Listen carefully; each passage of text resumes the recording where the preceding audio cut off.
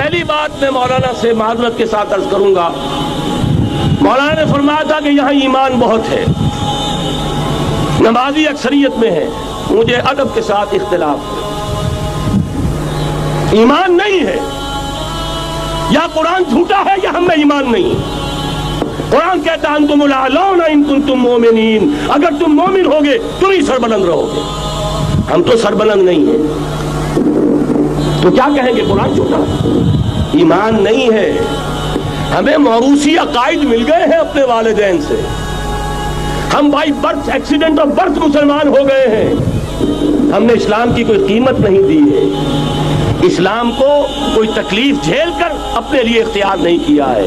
پہلا مرحلہ ہے یا ایھا الذین آمنوا آمنوا باللہ ورسولہ والکتاب الذی نزل علی رسولہ، اے ایمان والو ایمان لاؤ۔ ایک درجے میں تو ایمان والے ہو کہ اقرار باللسان کر رہے ہو، آمنت باللہ کما ہوا باسمائہ وصفاتہ وقبلت جمیع احکامہ، اقرار باللسان وتصدیق بالقلب۔ آمنت باللہ وملائکتہ وکتبہ ورسلہ والقدر خیرہ وشرہ من اللہ تعالی والبعث بعد الموت، لیکن یہ اقرار باللسان ہے، کبھی ذرا دلوں میں جھانکو، تصدیق بالقلب ہے۔ تصدیق بالقلب ہو جائے تو زندگی کا نقشہ بدل جائے گا، سوچ بدل جائے گی، ترجیحات بدل جائیں گی۔ آج زندگی سب سے عزیز ہے، پھر شہادت کی موت اس سے کہیں زیادہ عزیز ہوگی۔ نشان مرد مومن بات گویم جو مرد آئے تبسم بر لبے اوست۔ تو پہلا مرحلہ ہے ایمان کی تجدید، ایمان کو تازہ کرو، ایمان کو تازہ کرو، اور اس کے لیے منبع اور سرچشمہ قرآن حکیم۔ هو الذی ينزل علی عبدہ آیات بینات لیخرجکم من الظلمات الی النور۔ قرآن سے ہی لوگوں کو بلاؤ، تلاوت آیات کے ذریعے سے لوگوں کو کھینچو، یہ میگنیٹ ہے جو سلیم الفطرت لوگوں کو کھینچ لے گا، پھر اسی کے ذریعے سے تزکیہ کرو۔ یا ایھا الناس قد جاءتکم موعظۃ من ربکم وشفاء لما فی الصدور، تمہارے سینوں کے اندر جو روگ ہیں ان کا علاج بھی یہی قرآن ہے، پھر اسی کی تعلیم دو۔ یتلو علیہم آیاتہ ویزکیہم ویعلمہم الکتاب والحکمہ، یہ پہلا مرحلہ۔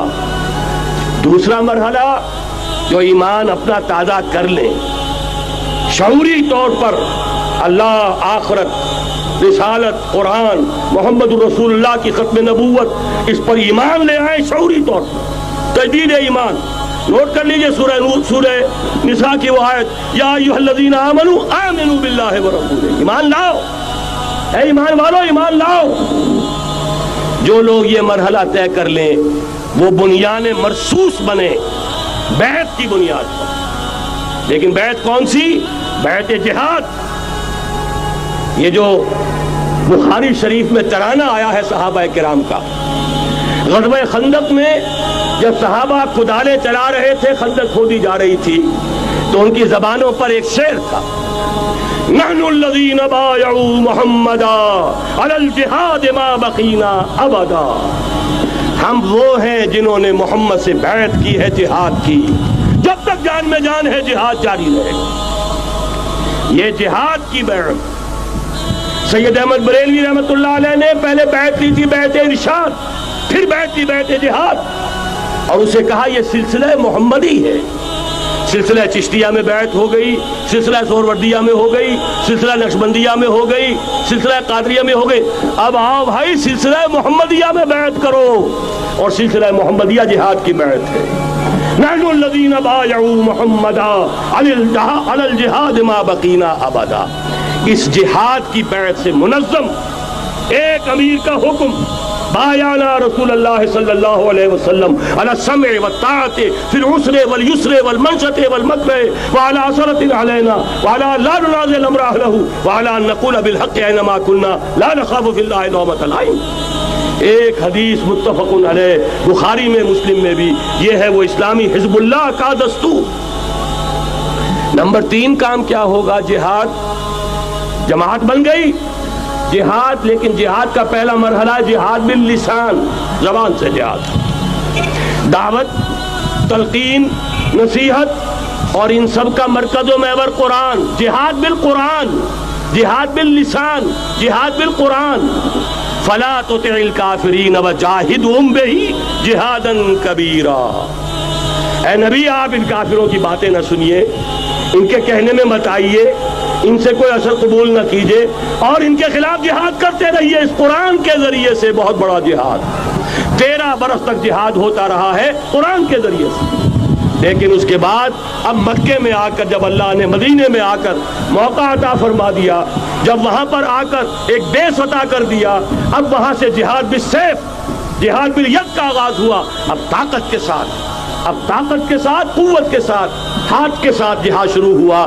اس میں آخری بات عرض کر رہا ہوں، آج کے دور میں اس کی ایک شکل تو وہ تھی جو حضور کے دور میں تھی، 313 کے مقابلے میں 1000 یا 4000 3000 آ گئے تھے احد میں، ادھر سے 1000 نکلے تھے، بعد میں 300 چلے گئے واپس، تو 700 رہ گئے۔ آج کا معاملہ کچھ ذرا مختلف ہے۔ نمبر 1 تو یہ کہ جو حکمران ہے وہ خود مسلمان ہے۔ صدام حسین بھی دستی پھیرتا ہوا فوٹو کھنچواتا ہے، کیا کرے؟ بے نظیر بھٹو کو بھی کسی نے آج تک کافر تو نہیں کہا، چاہے وہ کفریہ کلمات کہتی رہتی ہے۔ اسلامی شاعر کا مذاق اڑانے کے بعد اور کون سی کسر رہ گئی؟ لیکن فتویٰ کسی نے لگایا نہیں۔ اسی طریقے سے حسنی مبارک کو بھی کسی نے نہیں کہا کہ کافر ہے۔ لہذا مسلمان ہی حکمران ہے۔ نمبر 1 وہاں یہ تھا، ایک طرف کافر، ایک طرف اہل ایمان، کلیئر کٹ جو ہے معاملہ موجود تھا۔ دوسرے یہ کہ یہاں سٹینڈنگ آرمیز ہیں، پیراملٹری فورسز ہیں۔ وہاں کیا تھا؟ ادھر بھی والنٹیئر، ادھر بھی والنٹیئر۔ کوئی سٹینڈنگ آرمی، کوئی ٹرینڈ آرمی موجود نہیں تھی۔ 313 بھی والنٹیئر تھے، 1000 بھی والنٹیئر تھے۔ البتہ یہ کہ اسلحہ کا فرق تھا۔ لہذا آج کی دنیا میں معاملہ، اس کی ایک مثال ایرانیوں نے پیش کر دی ہے، اور وہ ہے یک طرفہ جنگ، غیر مسلح، پرامن، منظم احتجاج۔ سڑکوں پر نکل آئیں گے جب طاقت ہوگی، کہ اب نہیں چلنے دیں گے اس نظام کو، نہیں دیں گے ٹیکس، نہیں چلنے دیں گے ان بینکوں کو، پکیٹنگ ہوگی، گھراؤ ہوگا، نہیں چلنے دیں گے، سود حرام ہے، اللہ اور اس کے رسول کے خلاف اعلان جنگ ہے، نہیں چلنے دیں گے۔ لیکن اس کے لیے پہلے طاقت ہو، صداقت کے لیے جس دل میں مرنے کی تڑپ، پہلے اپنے پیکرے خاکی میں جاں پیدا کرے۔ محمد عربی نے مکے میں نہیں شروع کر دیا تھا جہاد صلی اللہ علیہ وسلم، حالانکہ 150-200 آدمی تو وہاں بھی موجود تھے، لیکن یہ کہ نہیں، آپ حالات، عالم اسباب ہے، اس کا جائزہ لے کر کوئی قدم اٹھائیں گے۔ قرآن میں خود کہا گیا ہے، اے مسلمانوں، پہلے تم 10 پر 1 بھاری تھے، اب تمہارے اندر الآن فیکم ضعفا، اب کچھ کمزوری آ گئی ہے، اب 2 پر 1 بھاری رہے گا۔ لیکن کمزوری اسی وقت آ گئی تھی، اوسط جو ہے کم ہو گیا۔ نئے جو مسلمان ہوئے تھے، ان کی وہ پختگی تو نہیں تھی جو مکے کے مہاجرین کی تھی، جو ان آزمائشوں کی بھٹیوں میں سے گزر کر آئے تھے، جو کندن بن کر نکلے تھے ان آزمائشوں کی بھٹیوں سے۔ لہذا جان لیجئے، آج کے دور میں جہاد بالید، یک طرفہ جنگ کی صورت میں ہوگا، اور اگر ایرانیوں نے کر کے دکھا دیا تو ڈوب کر بھر جانے کا مقام ہے سنی مسلمانوں کے لیے کہ وہ نہ کر سکے۔ جب بھی میں بات کرتا ہوں کہتے ہیں یہاں نہیں ہو سکتا، کیوں؟ یہاں کوئی صاحب ایمان نہیں، یہاں کوئی صاحب غیرت نہیں، کوئی صاحب حمیت نہیں۔ میرے نزدیک جھوٹ ہے۔ جانے دینے کے لیے تو نظام مصطفیٰ میں بھی آ گئے تھے، نام نہاد نظام مصطفیٰ تحریک، ہر جس نظام مصطفیٰ تحریک نہیں تھی، وہ صرف بھٹو کے خلاف ایک تحریک تھی، ورنہ ولی خاں ہو، پیر پگاڑا ہو اور اصغر خاں صاحب ہو، یہ نظام مصطفیٰ کے ماننے والے، قائم کرنے والے، وہ صرف بھٹو کے خلاف تحریک تھی۔ لہذا اس میں بھی مسلمانوں نے جانیں دے دی، تو اب آپ سوچئے کہ پھر کوتاہی ہماری ہے، ہم نے راستہ ان کے سامنے رکھا نہیں، بات واضح کی نہیں، لوگوں کو عمل کے لیے ابھارے، راستہ بھی تو دکھائیں۔ نمبر 1 ایمان کی تجدید بذریعہ قرآن، وہ جنس نہیں ایمان جسے لے آئیں دکانیں فلسفہ سے، ڈھونڈے سے ملے گی عاقل کو یہ قرآن کے سیپاروں میں۔ مولانا ظفر علی خاں کا ایک شعر پہلے پڑھا تھا میں نے کہ نور خدا ہے کفر کی حرکت پہ خندزن، پھونکوں سے یہ چراغ بجھایا نہ جائے گا۔ انہی کے شعر پر تقریر ختم بھی ہو رہی ہے۔ ایمان کا منبع اور سرچشمہ قرآن، وہ جنس نہیں ایمان جسے لے آئیں دکانیں فلسفہ سے، ڈھونڈے سے ملے گی عاقل کو یہ قرآن کے سیپاروں میں۔ تجدید ایمان بذریعہ قرآن، اجتماعیت بذریعہ بیعت جہاد، بیعت سمع و طاعت فی المعروف۔ نمبر 3، جب تک طاقت کافی نہیں ہے جہاد باللسان، کہو تو صحیح یہ فحاشی خدا کے لیے ختم کرو، کہو تو صحیح اخبار والوں سے جا کر ہاتھ جوڑ کر یہ کیا تم رنگین تصویریں شائع کرتے ہو نوجوان لڑکیوں کی، یہ کون سا تمہیں ثواب ہو رہا ہے، تم نے کس چیز کو ذریعہ بنایا ہے اپنی کمائی کا اور اپنی دولت کے حصول کا، کہو تو صحیح، نہ سنے۔ بہرحال اللہ تعالیٰ کے ہاں تمہارے کہنے کا یہ جو نہیں عن المنکر باللسان ہے تمہیں تو اجر و ثواب ملے گا۔ اور جب طاقت اتنی ہو جائے کہ ٹکر مول لینے کی پوزیشن میں ہو تو نکل آؤ، گھیراؤ کرو۔ شیعوں نے پاکستان میں بھی کر کے دکھا دیا، 50,000 نے جا کر سول سیکریٹریٹ کا گھیراؤ کر لیا۔ ابھی ماشاء اللہ جوان تھا، بوڑھا نہیں ہوا تھا، کل 3 برس، اور بڑے تنتنے کے ساتھ ضیاء الحق صاحب لے کر آئے تھے آرڈیننس، زکوٰۃ آرڈیننس۔ 50,000 نے جا کر گھیراؤ کیا، اگر ہمیں کمٹمنٹ نہیں دو گے کہ ہمیں ایگزمپٹ کیا جائے گا نہیں اٹھیں گے، مارو گولیاں، مارو جتنوں کو مارنا۔ چیف مارشل اللہ ایڈمنسٹریٹر کی ناک رگڑی گئی زمین میں، کمٹمنٹ دی کہ جی میں آپ کو کر دوں گا، ایگزمپٹ کر دوں گا، وعدہ ہے، تب اٹھے۔ یہ ہے راستہ کام کرنے کا، یہ ہے طریقہ، لیکن تنظیم ہو، موب نہ ہو۔ ایسا نہ ہو جو ہوا مالاکنڈ میں، بیچارے صوفی محمد صاحب کہتے ہیں میں نے تو کسی کو گولی چلانے کا حکم دیا ہی نہیں، یہ گولیاں ویسے چل پڑی، اور اس کے بعد ایک ایک مورچے پہ جا کر ہاتھ جوڑ رہے ہیں امیر صاحب کہ خدا کے لیے باہر نکل اور نہیں آ رہے۔ یہ نہیں، سمع و طاعت فی المعروف، جو حکم دیا جائے، حکم ہو حرکت کرنے کا تو حرکت کرے، اور حکم ہو رک جانے کا تو رک جائے۔ اگر یہ نظم جماعت نہیں ہوگا خیر وجود میں نہیں آئے گا، قربانیاں ہوں گی اور ضائع جائیں گی۔ چنانچہ ایک اخباری انٹرویو کی روح سے انہوں نے خود کہا یہ جانیں جو ہیں شہادت کی نہیں، یہ جانیں ضائع گئی۔ حالانکہ مجھے اختلاف ہے، اس کو کہنا یہ چاہیے تھا کہ جس نے بھی خلوص میں اگر غلطی کی ہے بہرحال اللہ کے ہاں اس کا جو ثواب محفوظ رہے گا۔ جان دینا آسان کام نہیں ہے، لیکن یہ ضرور ہے کہ نظم کے بغیر دی گئی ہے اس کا دنیا میں نتیجہ نہیں نکلے گا۔ تو یہ میں نے عرض کیا آپ سے 4 نکات: تجدید ایمان بذریعہ قرآن، اجتماعیت بذریعہ بیعت جہاد، اور بیعت سمع و طاعت فی المعروف۔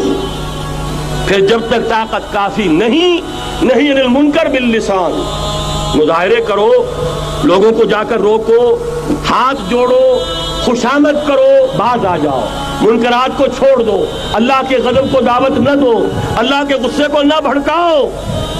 لیکن جب طاقت کافی ہو جائے، منظم جماعت جو جانے دینے کے لیے تیار ہو، جو اپنے سینوں پر گولیاں کھانے کو تیار ہو، پھر میدان میں آئیں گے، پھر کہیں گے یا یہ منکرات نہیں یا ہم نہیں، یا تخت یا تختہ، اس کے سوا تیسری بات پھر کوئی نہیں ہوگی۔ اور اس کے لیے یہ ون سائیڈڈ وار، یک طرفہ جنگ ایرانیوں نے کر کے دکھا دی، ہلکی سی جھلک ہمیں بھی پاکستان میں دکھا دی۔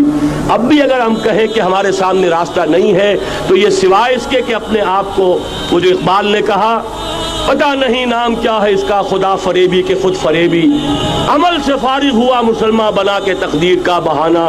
راستے تو صاف ہیں، نشانات راہ بھی اب تو سامنے موجود ہیں، اگر اس کے باوجود ہم حرکت نہیں کرتے تو سارا قصور ہمارا اپنا۔ جو باتیں میں نے عرض کی ہیں، اب ظاہر بات ہے ایک تقریر میں نے بہت سا مواد جمع کیا ہے، میری کتابیں ہیں، میرے کیسٹس ہیں، ان سب کا جو ہے اب جس کے بھی دل میں کوئی جذبہ ابھرا ہے، اس جذبے کو بہت قیمتی سمجھیے، جس کے بارے میں اقبال کا ایک خوبصورت شعر ہے: آرزو اول تو پیدا ہو نہیں سکتی کہیں، اور ہو جائے تو مر جاتی ہے یا رہتی ہے خام۔